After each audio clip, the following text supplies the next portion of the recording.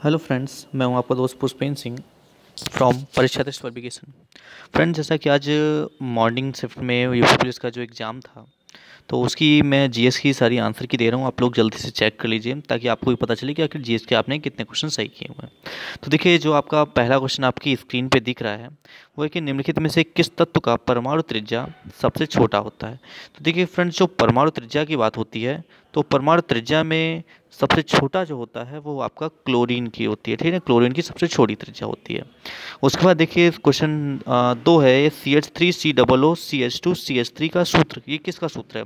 तो देखिए इसके लिए हम लोग सबसे पहले देख लेते हैं कि कार्बन कितने हैं। देखिए कार्बन हमारे पास 1 2 3 और ये 4 है। इसका मतलब मैथ एथ प्रो ब्यूट, यानी कि ये ब्यूट होगा और डबल ओ लगाना यानी कि एस हो जाएगा। तो ये हो जाएगा क्या, ब्यूटानॉइक अम्ल। ठीक है ना।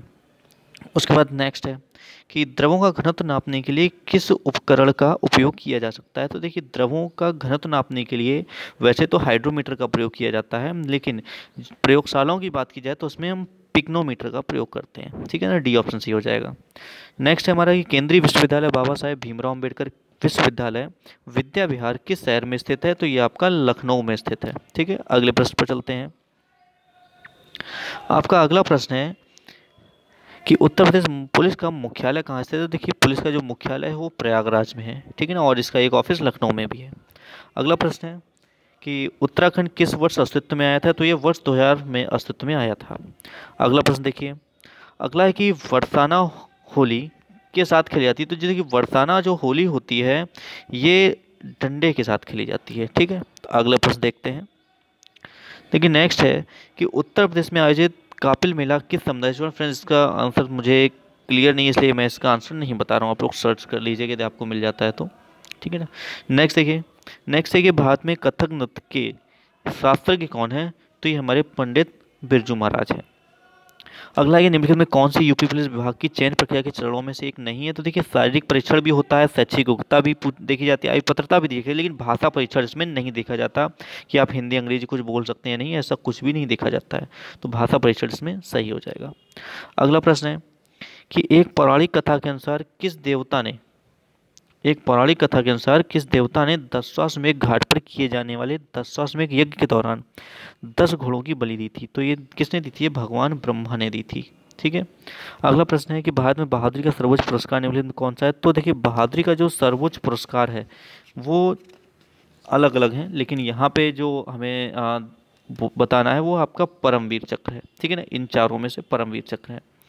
नेक्स्ट है कि माई पैसेज फ्रॉम इंडिया किसके द्वारा लिखी गई। तो ये इस्माइल मर्चेंट के द्वारा लिखी गई पुस्तक है। अगला प्रश्न देखिए। देखिए अगला प्रश्न पूछा है कि विश्व पर्यावरण दिवस कब मनाया जाता है। तो यह है 5 जून को मनाया जाता है। अगला जेट इंजन का आविष्कार किसने किया। तो सर फ्रैंक विटल ने किया था। नेटवर्क में से कौन सा सामाजिक मीडिया नेटवर्क सार्वजनिक रूप से सूचीबद्ध कंपनी नहीं। देखिए इसमें आप लोग ट्विटर फेसबुक तो है ही कंफर्म है, आप लोग वीवो और क्वेरा से कन्फ्यूज होंगे। देखिए क्वेरा जो है वो सोशल नेटवर्किंग साइट नहीं है। ठीक है ना, और जो वीवो है ये सोशल नेटवर्किंग साइट है, लेकिन ये माइक्रो ब्लॉगिंग साइट है चाइना की। कहाँ की है ये चाइना की माइक्रो ब्लॉगिंग साइट है। ठीक है, तो नेक्स्ट देखते हैं। किस भारतीय राज्य में सर्वाधिक क्षेत्र में वन स्थित हैं। तो आपके मध्य प्रदेश में स्थित हैं। फिनलैंड की शासकीय मुद्रा क्या है। तो यूरो है, यूरो फिनलैंड की शासकीय मुद्रा है। कौन सी रेखा भारत और पाकिस्तान के बीच की सीमा तय करती है। तो ये आपकी रेड क्लिफ रेखा है। ठीक है, नेक्स्ट देखते हैं। नेक्स्ट है कि प्योंगयांग किस देश की राजधानी है। तो प्योंगयांग उत्तर कोरिया की राजधानी है। अगला प्रश्न है कि निम्नलिखित में कौन सा संयुक्त राज्य अमेरिका का एक राज्य नहीं है। तो अटलांटा नहीं है, बाकी तीनों हैं। ठीक है, आगे देखिए। लक्षद्वीप के लोग मलयालम के अलावा दूसरी भाषा कौन सी बोलते हैं। तो महल बोलते हैं। शिवाजी के छोटे बेटे का नाम बताएं जो तीसरे छत्रपति थे, ये आपके राजा राम थे। उड़ीसा से प्रारंभ एक प्राचीन लोक नृत्य, तो ये आपका घुमरा है। वर्ष 2018 के केंद्रीय बजट में भारत के राष्ट्रपति का वेतन प्रतिमाह कितना कर दिया। देखिए अब पहले 1.5 लाख था और अब 5 लाख कर दिया गया है।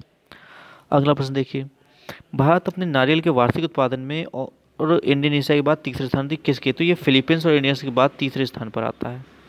24 जनवरी 1950 को संविधान सभा के 284 सदस्यों ने हस्तलिखित संविधान पर हस्ताक्षर किए, जिसमें महिलाएं शामिल थीं। कितनी महिलाएं शामिल थीं। तो 15 महिलाएं शामिल थीं। काकोरी रेलगाड़ी लूटपाट की कल्पना राम प्रसाद बिस्मिल और किसने की थी, साथ में अशफाक उल्लाह खां ने की थी। ठीक है, अगला देखते हैं। अगला है कि बगरू में हाथ की छपाई के प्रसिद्ध केंद्रों में से एक है। तो देखिए बगरू जो है वो राजस्थान में है। भारतीय रिजर्व बैंक द्वारा निर्धारित नवंबर 2018 में नगद आरक्षित अनुपात कितने प्रतिशत है? तो ये 4% था। हवा महल 1799 में महाराजा किसके द्वारा? तो ये सवाई प्रताप सिंह द्वारा बनवाया गया था, इन्होंने डिजाइन भी किया था। संयुक्त राष्ट्र महासचिव एंटोनियो गुटेरस किस देश के प्रधानमंत्री थे? ये पुर्तगाल के प्रधानमंत्री थे। आगे देखते हैं। उद्घाटन के बाद लखनऊ के एकाना क्रिकेट स्टेडियम में खेला गया पहला अंतर्राष्ट्रीय क्रिकेट मैच भारत और वेस्ट इंडीज के बीच खेला गया था। वह 2022 के एशियाई खेल की मेजबानी चीन कर रहा है। ठीक है, आगे है कि भारत के चीफ आर्मी स्टाफ का नाम बताएं जिन्होंने 31 दिसंबर 2016 को पदभार संभाला था। तो जनरल बिपिन रावत ने संभाला था। आगे देखते हैं। अगला प्रश्न है आपका कि नवंबर 2018 में 33वां आसियान शिखर सम्मेलन कहाँ आयोजित किया गया था? तो ये आपका कहाँ किया गया था? ये आपका सिंगापुर में किया गया था। कहाँ किया गया था? सिंगापुर में। ठीक है, अगला है कि मानव शरीर कौन सा अंग इंसुलिन पैदा करता है? तो अग्नाशय करता है। निम्नलिखित में से कौन सा तत्व एक अधातु है जो कच्ची तापमान पर द्रव अवस्था में रहता है? तो ये पारा है। तो फ्रेंड ये आपके रहे जीएस के सारे आंसर। ठीक है ना, तो आप जल्दी से मैच कर लीजिए और नेक्स्ट वीडियो के लिए आप वेट करिए। तब तक के लिए धन्यवाद।